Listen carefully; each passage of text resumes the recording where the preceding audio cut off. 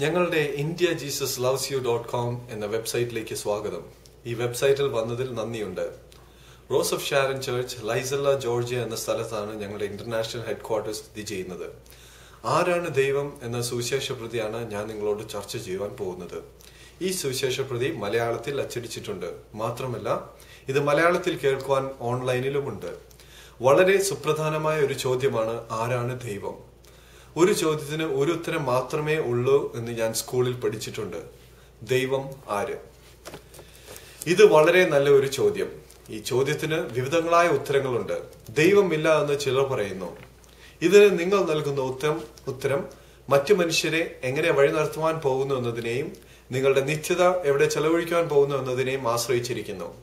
ദൈവത്തിൽ നമുക്കുള്ള വിശ്വാസം നാം നമ്മെ ആരാധിക്കുന്നുവോ അതോ ദൈവത്തെ ആരാധിക്കുന്നുവോ എന്നതിനെ വ്യക്തമാക്കുന്നു.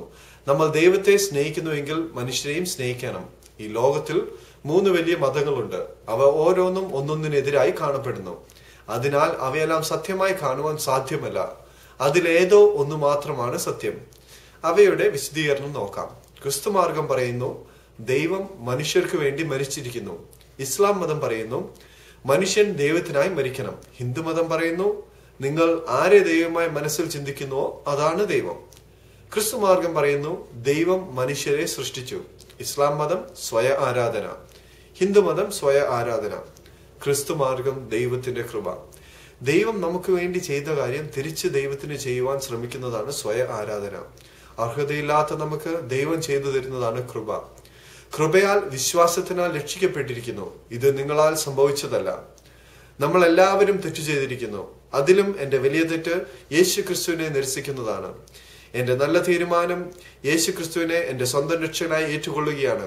യേശു ക്രിസ്തു പത്രോസിനെ നോക്കി ചോദിച്ചു, നീ എന്നെ ആരെന്ന് പറയുന്നു?